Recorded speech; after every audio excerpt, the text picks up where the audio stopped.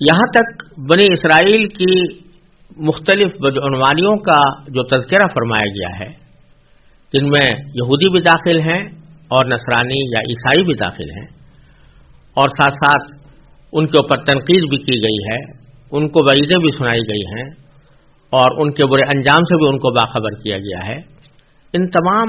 آیتوں سے اللہ تبارک و تعالی جو کچھ بیان فرما رہے ہیں وہ یہود و نصارہ یا بنی اسرائیل کی اکثریت سے تعلق رکھتا تھا۔ لیکن چونکہ اللہ تبارک و تعالی کے ہاں انصاف ہے، اس لیے ساتھ ہی اللہ تبارک و تعالی یہ بھی بیان فرمانا چاہتے ہیں کہ یہ ساری بدعنوانیاں تمام بنی اسرائیل میں نہیں ہیں، یعنی بنی اسرائیل سب ایک جیسے نہیں ہیں جو ان بدعنوانیوں میں شامل اور شریک ہوں، بلکہ ان میں کچھ حضرات ایسے بھی ہیں جو حق کے طلبگار ہیں اور حق کو پسند کرتے ہیں اور حق کو قبول کرتے ہیں۔ چنانچہ اگلی آیت میں ان کا بیان ہے، اور اس کے بعد پھر ایک تمام بنی اسرائیل کو ایک نصیحت کی گئی ہے جو اس سلسلہ کلام کے شروع میں بھی فرمائی گئی تھی۔ چنانچہ آگے کی جو آیات ہیں ان کو میں تلاوت کرتا ہوں اور ان کا ترجمہ پیش کر کے پھر ان کے بارے میں کچھ گزارشات عرض کروں گا۔ اعوذ باللہ من الشیطان الرجیم، بسم اللہ الرحمن الرحیم، الذین آتیناہم الکتاب یتلونہ حق تلاوتہ اولئک یؤمنون بہ ومن یکفر بہ فاولئک هم الخاسرون۔ یا بنی اسرائیل اذکروا نعمتی التی انعمت علیکم وانی فضلتکم علی العالمین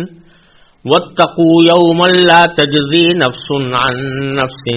شیئا ولا يقبل منها عدل ولا تنفعها شفاعة ولا هم ينصرون۔ جن لوگوں کو ہم نے کتاب دی جبکہ وہ اس کی تلاوت اس طرح کرتے ہوں جیسا اس کی تلاوت کا حق ہے،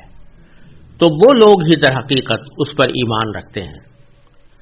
اور جو اس کا انکار کرتے ہوں تو ایسے ہی لوگ نقصان اٹھانے والے ہیں۔ اے بنی اسرائیل، میری وہ نعمت یاد کرو جو میں نے تم کو عطا کی تھی، اور یہ بات یاد کرو کہ میں نے تم کو سارے جہانوں پر فضیلت دی تھی، اور اس دن سے ڈرو جس دن کوئی شخص بھی کسی کے کچھ کام نہیں آئے گا، نہ کسی سے کسی قسم کا فدیہ قبول کیا جائے گا، نہ اس کو کوئی سفارش فائدہ دے گی اور نہ ان کو کوئی مدد پہنچے گی۔ اس میں سے پہلی آیت میں اللہ تبارک و تعالی نے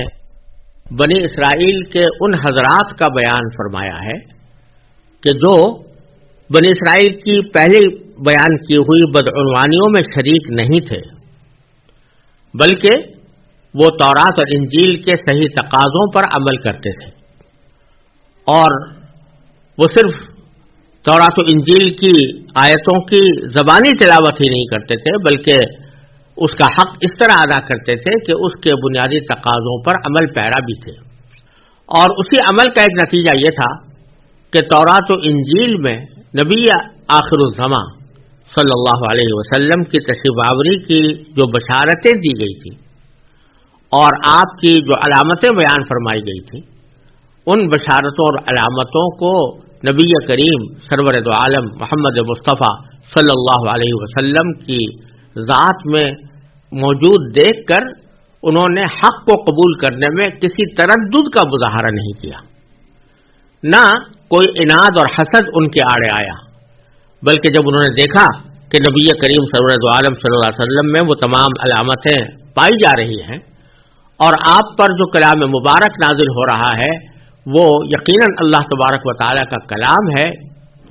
جو متعدد ذرائع سے اللہ تعالیٰ کی وحی ہونا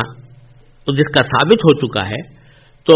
انہوں نے نبی کریم سرور دو عالم صلی اللہ علیہ وسلم پر ایمان لانے میں کوئی پس و پیش نہیں کی۔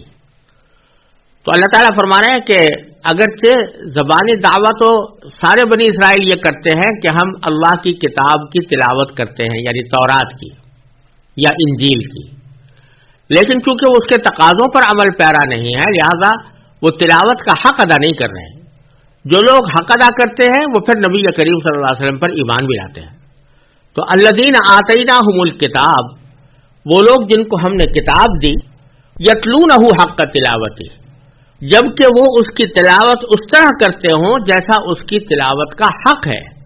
تو اولئک یؤمنون بہ، تو وہی لوگ ہیں جو در حقیقت اس پر ایمان رکھتے ہیں. اس پر ایمان رکھتے ہیں میں یہ مطلب بھی ہو سکتا ہے کہ تورات پر حقیقی ایمان انہی لوگوں کا ہے جو اس تلاوت کا حق ادا کرتے ہوں، یعنی اس کی تقاضوں پر عمل پیرا ہوں. اور اس کا مطلب یہ بھی ہو سکتا ہے یؤمنون بہ کہ نبی کریم سرور دو عالم صلی اللہ علیہ وسلم کی طرف بھی ہو سکتی ہے کہ جو لوگ تلاوت کا حق ادا کرتے ہیں تو اس تلاوت کا حق کا ایک لازمی نتیجہ یہ بھی ہے کہ وہ رسول اللہ صلی اللہ علیہ وسلم پر ایمان لاتے ہیں. اور اس کے باوجود جو لوگ کفر کا راستہ اختیار کیے ہوئے ہیں وہ نقصان اٹھانے والے ہیں. ومن یکفر بہ فاولئک ھم الخاسرون، اور جو اس کا انکار کرتے ہیں تو ایسے ہی لوگ نقصان اٹھانے والے ہیں. اس آیت کریمہ میں اللہ تبارک و تعالی نے ایک عظیم حقیقت کی طرف اشارہ فرمایا ہے، اور وہ صرف یہودیوں اور نصرانیوں کے لیے نہیں بلکہ ہم مسلمانوں کے لیے بھی قابل توجہ ہے. وہ یہ کہ اگرچہ کسی آسمانی کتاب کی تلاوت بذات خود ایک بڑی عظیم نیکی ہے، مثلا قرآن کریم کی صرف تلاوت بھی اگر کوئی کرے تو تلاوت ایک بہت بڑے ثواب کا کام ہے، لیکن تلاوت کا حق اس وقت تک ادا نہیں ہوتا جب تک کہ اس کتاب کو جس کی تلاوت کی جا رہی ہے برحق سمجھ کر اس کے بنیادی عقائد کو تسلیم نہ کیا جائے. اگر کوئی آدمی قرآن کی تلاوت تو کرے لیکن اللہ تعالیٰ کو ایک نہ مانے، نبی کریم صلی اللہ علیہ وسلم کی رسالت کو تسلیم نہ کرے، آخرت کا انکار کرے، نماز روزے کو فرض قرار نہ دے، تو یہ تلاوت کس کام کی؟ تلاوت وہ ہے جو تلاوت کا حق جس میں ادا کیا جائے وہ یہ ہے کہ جو کچھ قرآن میں ہے اس کو بالکل تہہ دل کے ساتھ انسان قبول کرے کہ ہاں اس میں جو کچھ بھی بات فرمائی گئی ہے وہ برحق ہے، اور اس میں جو کچھ بھی ارشاد فرمایا گیا ہے وہ میرے لیے واجب التعمیل ہے. میں کہیں غلطی کر جاؤں، اپنے نفس کے تقاضے سے کہیں بہک جاؤں یا کوئی گناہ مجھ سے سرزد ہو جائے وہ الگ بات ہے، لیکن میں اس کو گناہ ہی سمجھوں گا اور اللہ تعالیٰ کی بیان کی ہوئی ہدایات پر کو برحق مانوں گا. جب تک کہ آدمی کے دل میں یہ ایقان نہ ہو، جب تک یہ یقین نہ ہو، اس وقت تک وہ تلاوت کا حق ادا نہیں کرتا. تو اللہ تبارک و تعالیٰ فرما رہے ہیں کہ اگرچہ تورات اور انجیل کی تلاوت تو سارے بنی اسرائیل کرتے ہیں لیکن اس کا حق ادا نہیں کرتے، کیونکہ تورات اور انجیل کی سب سے بڑی اہم بنیادی تعلیم جس سے پوری تورات اور انجیل بھری ہوئی ہے وہ یہ تھی کہ اللہ جل جلالہ کے سوا کسی کو بھی اپنا معبود قرار نہ دیا جائے، نہ کسی کو اللہ تعالیٰ کے ساتھ شریک ٹھہرایا جائے، نہ کسی کو اللہ کا بیٹا قرار دیا جائے. چنانچہ پوری تورات اور انجیل میں تعلیم توحید کی جگہ جگہ جگہ موجود ہے کہ اللہ تبارک و تعالیٰ کو ایک مانو، خداوند ایک ہی خداوند ہے، اس کے ساتھ کوئی شریک نہیں ہے. لیکن ان لوگوں نے توحید کے اس عقیدے میں ملاوٹ پیدا کر دی کہ عیسائیوں نے حضرت عیسیٰ علیہ السلام کو اللہ کا بیٹا قرار دینا شروع کر دیا، اور بعض یہودیوں نے اللہ تبارک و تعالیٰ کا بیٹا حضرت عزیر علیہ السلام کو قرار دینا شروع کر دیا. تو ان ملاوٹوں کے نتیجے میں جو توحید کا جو سب سے پہلا تقاضا تھا، جو اس تورات اور انجیل کے تعلیمات کا سنگ بنیاد تھا، اسی کا انکار کر دیا. دوسرے انہی کتابوں کے اندر نبی کریم سرور دو عالم صلی اللہ علیہ وسلم کی تشریف آوری کی بشارت دی گئی تھی، آپ کی علامتیں بھی بیان فرمائی گئی تھیں. تو اس کی تلاوت کا حق یہ تھا کہ جب سرکار دو عالم صلی اللہ علیہ وسلم میں وہ علامتیں موجود پائیں تو نبی کریم صلی اللہ علیہ وسلم پر ایمان لے آئیں. لیکن ہوا یہ کہ جیسا قرآن کریم نے دوسری جگہ فرمایا کہ یعرفونہ کما یعرفون ابناءہم، وہ اپنے دل میں اچھی طرح نبی کریم صلی اللہ علیہ وسلم کی حقانیت کا اعتراف کر چکے ہیں اور حضور کو اس طرح پہچانتے ہیں جیسے کہ اپنی اولاد کو پہچانتے ہیں. جس طرح انسان کو اپنی اولاد کو پہچاننے میں کوئی شک نہیں ہوتا،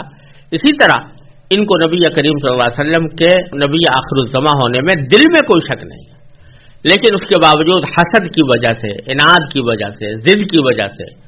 اپنی چودراہٹ کے ختم ہو جانے کے اندیشے سے یہ اس کا انکار کر رہے ہیں۔ تو اس طرح انہوں تلاوت تو کر رہے ہیں لیکن تلاوت کا حق ادا نہیں کر رہے ہیں۔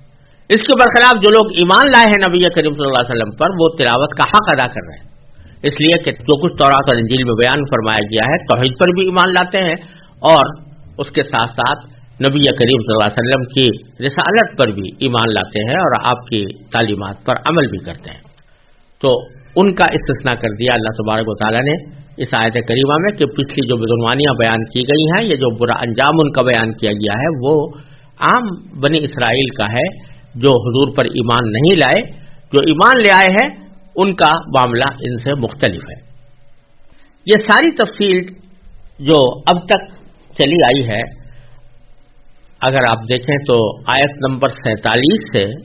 یہاں آیت نمبر 121 تک بنی اسرائیل ہی کا تذکرہ ہے اور ان کی مختلف بدعنوانیوں کا بھی بیان ہے، ان کی نافرمانیوں کا بھی ذکر ہے اور اس کے بری انجام کو بھی بیان کیا گیا ہے، اور آخر میں ان حضرات کا استثناء بھی کیا گیا ہے کہ جو ان بدعنوانیوں میں ان کے شریک نہیں ہیں اور نبی کریم صلی اللہ علیہ وسلم پر ایمان لا چکے ہیں۔ اب آخر میں اللہ تبارک و تعالی آیت نمبر 122 اور 123 میں تقریباً وہی الفاظ دہرا رہے ہیں جو اس سلسلہ کلام کے بالکل آغاز میں اللہ تبارک و تعالی نے ارشاد فرمائے تھے، اور وہ نصیحت کا انداز ہے۔ یعنی کہنے کا مقصود یہ ہے آخر میں دوبارہ اس نصیحت کو دہرایا جا رہا ہے جو اس سلسلہ کلام کے شروع میں فرمائی گئی تھی، اور مقصد یہ ہے کہ جو کچھ تمہاری بدعنوانیاں بیان کی گئی ہیں یا تمہاری نافرمانیوں کا ذکر کیا گیا ہے یا تمہارے اس برے انجام کا ذکر کیا گیا ہے، یہ کوئی اس وجہ سے نہیں کہ تمہارے ساتھ کوئی دشمنی ہے، اس وجہ سے نہیں کہ تمہارے ساتھ کوئی عداوت ہے، اور نہ اس وجہ سے ہے کہ تمہارے بارے میں بس ہم نے طے کر لیا ہے کہ تمہیں ہر حالت میں برے انجام سے دوچار کرنا ہے، بلکہ جو کچھ بھی ہے یہ تمہارے اپنے اعمال کی وجہ سے ہے۔ تو ایک مرتبہ پھر ہم تمہیں نصیحت کا پیرایا اختیار کرتے ہیں کہ خدا کے لیے اپنی ان باتوں سے باز آ جاؤ اور صحیح راستہ اختیار کر لو۔ چنانچہ فرمایا کہ یا بنی اسرائیل، اے بنی اسرائیل، اذکروا نعمتی التی انعمت علیکم، میری وہ نعمت یاد کرو جو میں نے تم کو عطا کی تھی، وانی فضلتکم العالمین، اور یہ بات یاد کرو کہ میں نے تم کو سارے جہانوں پر فضیلت دی تھی، اور واتقوا یوما، اور اس دن سے ڈرو جس دن لا تجزی نفس عن نفس شیئا، کہ جس دن کوئی شخص بھی کسی کے کچھ کام نہیں آئے گا، ولا يقبل منها عدل، اور نہ کسی سے کسی قسم کا فدیہ قبول کیا جائے گا۔ یعنی کوئی شخص اگر یہ چاہے کہ میں کچھ پیسے دے کر عذاب سے اپنی جان چھڑا لوں تو کسی سے کوئی، اول تو پیسے وہاں ہوں گے ہی نہیں، اور اگر ہوں بھی کوئی پیش کرنا بھی چاہے تو فدیہ قبول نہیں کیا جائے گا۔ ولا تنفعها شفاعہ، اور نہ اس کو کوئی سفارش فائدہ دے گی، ولا هم ينصرون، اور نہ ان کو کوئی مدد پہنچے گی۔ یعنی کوئی بھی فرد ایسا نہیں ہوگا جو انسان کی مدد کر سکے اللہ تعالیٰ کے علاوہ، لہذا اس دن سے ڈرو، اور وہ دن ہے آخرت کا دن جس میں سب انسانوں کو اپنے سارے اعمال کا اللہ تعالیٰ کے سامنے جواب دہ ہونا ہوگا، اس سے ڈرو۔ یہ بھی وہی الفاظ ہیں، تقریباً تھوڑا سا معمولی فرق ہے لیکن تقریباً وہی الفاظ ہیں جو پیچھے آیت نمبر 47 اور 48 میں ارشاد فرمائے گئے تھے۔ تو یہ ایک بڑا سبق آموز رویہ ہے کہ بنی اسرائیل سے جو خطاب تھا، جو آیت نمبر 47 سے آیت نمبر 121 تک چلا ہے، اس کے شروع میں بھی یہ نصیحت فرمائی گئی تھی اور آخر میں بھی یہ نصیحت فرمائی گئی کہ تم اپنے حسد اور عناد سے باز آ جاؤ اور اللہ تعالیٰ کے حکم سے ڈرو، اور اس دن سے ڈرو جس دن سب لوگوں کو حساب دینا پڑے گا۔ ہم تمہیں نصیحت کرتے ہیں کہ ان چیزوں کا خیال دل میں لا کر حق کو قبول کر لو۔ یہاں تک بنی اسرائیل کے سلسلے کی جو باتیں تھیں وہ اس آیت کے اوپر پوری ہو گئی ہیں. آیت نمبر 123 پر یہ سلسلہ کلام ختم ہوا ہے. آگے پھر حضرت ابراہیم علیہ السلام کا بیان ہے اور اس کے کچھ حالات اور واقعات اگلی آیتوں میں شروع ہو رہے ہیں. اور پچھلی آیتوں سے ان واقعات کا دو طرح گہرا تعلق ہے. ایک بات تو یہ ہے کہ یہودی، عیسائی اور عرب کے بت پرست، یعنی تینوں گروہ جن کا ذکر پیچھے آیا ہے، سب کے سب حضرت ابراہیم علیہ السلام کو اپنا پیشوا مانتے تھے، مگر ہر گروہ یہ دعویٰ کرتا تھا کہ وہ اس کے مذہب کے حامی تھے. مثلا یہودی کہتے تھے کہ وہ یہودی تھے، نصرانی کہتے تھے کہ وہ نصرانی تھے، اور مشرکین مکہ کہتے تھے کہ ہمارے مذہب کے قائل تھے. لہذا ضروری تھا کہ حضرت ابراہیم علیہ السلام کے بارے میں صحیح صورتحال واضح کی جائے. قرآن کریم نے یہاں یہ بتایا ہے کہ حضرت ابراہیم علیہ السلام کا تینوں گروہوں کے باطل عقائد سے کوئی تعلق نہیں تھا. ان کی ساری زندگی توحید کی تبلیغ میں خرچ ہوئی اور انہیں اس راستے میں بڑی بڑی آزمائشوں سے گزرنا پڑا جن میں وہ پورے اترے. دوسری بات جس کی وجہ سے اس سلسلہ کلام میں حضرت ابراہیم علیہ السلام کا خاص طور پر ذکر فرمایا گیا ہے وہ یہ ہے کہ حضرت ابراہیم علیہ السلام کے دو بیٹے تھے، حضرت اسحاق اور حضرت اسماعیل علیہ السلام. حضرت اسحاق علیہ السلام ہی کے بیٹے حضرت یعقوب علیہ السلام تھے جن کا دوسرا نام اسرائیل تھا. نبی کریم صلی اللہ علیہ وسلم سے پہلے نبوت کا سلسلہ انہی کی اولاد یعنی بنی اسرائیل میں چلا آ رہا تھا، جس کی بنا پر وہ یہ سمجھتے تھے کہ دنیا بھر کی پیشوائی کا حق صرف بنی اسرائیل کو حاصل ہے، کسی اور نسل میں کوئی ایسا نبی نہیں آ سکتا جو ان کے لیے واجب الاتباع ہو. قرآن کریم نے یہاں یہ غلط فہمی دور کرتے ہوئے یہ واضح فرمایا ہے کہ دینی پیشوائی کا منصب کسی خاندان کی لازمی میراث نہیں ہے، اور یہ بات خود حضرت ابراہیم علیہ السلام سے صریح لفظوں میں کہہ دی گئی تھی. انہیں جب اللہ تعالیٰ نے مختلف طریقوں سے آزما لیا اور یہ ثابت ہو گیا کہ وہ اللہ تعالیٰ کے ہر حکم پر بڑی سے بڑی قربانی دینے کے لیے ہمیشہ تیار رہے، تو انہیں توحید کے عقیدے کی پاداش میں آگ میں ڈالا گیا، انہیں وطن چھوڑنے پر مجبور ہونا پڑا، انہیں اپنی بیوی اور اپنے نوزائیدہ بچے کو مکے کی خشک وادی میں ہی تنہا چھوڑنے کا حکم ملا. وہ بلا تعمل یہ ساری قربانیاں دیتے چلے گئے. تب اللہ تبارک و تعالیٰ نے انہیں دنیا بھر کی پیشوائی کا منصب دینے کا اعلان فرمایا. اسی موقع پر جب انہوں نے اپنی اولاد کے بارے میں پوچھا تو صاف طور پر بتا دیا گیا کہ ان میں جو لوگ ظالم ہوں گے، یعنی اللہ تعالیٰ کی نافرمانی کر کے اپنی جانوں پر ظلم کریں گے، وہ اس منصب کے حقدار نہیں ہوں گے. بنی اسرائیل کو صدیوں آزمانے کے بعد ثابت یہ ہوا ہے کہ وہ اس لائق نہیں ہیں کہ قیامت تک پوری انسانیت کی دینی پیشوائی ان کو دی جائے. اس لیے نبی آخر الزماں صلی اللہ علیہ وسلم اب حضرت ابراہیم علیہ السلام کے دوسرے صاحبزادے یعنی حضرت اسماعیل علیہ السلام کی اولاد میں بھیجے جا رہے ہیں، جن کے لیے حضرت ابراہیم علیہ السلام نے دعا کی تھی کہ وہ اہل مکہ میں سے بھیجے جائیں. اب چونکہ دینی پیشوائی منتقل کی جا رہی ہے، اس لیے اب قبلہ بھی اس بیت اللہ کو بنایا جانے والا ہے جو حضرت ابراہیم علیہ السلام اور ان کے صاحبزادے حضرت اسماعیل علیہ السلام نے تعمیر کیا تھا. اس مناسبت سے آگے تعمیر کعبہ کا واقعہ بھی بیان فرمایا گیا ہے. یہاں سے آیت نمبر 152 تک جو سلسلہ کلام آ رہا ہے اس کا حضرت ابراہیم علیہ السلام سے، ان کے بیٹے حضرت اسماعیل علیہ السلام سے اور کعبے سے یہ تعلق ہے، اور اس کو اسی پس منظر میں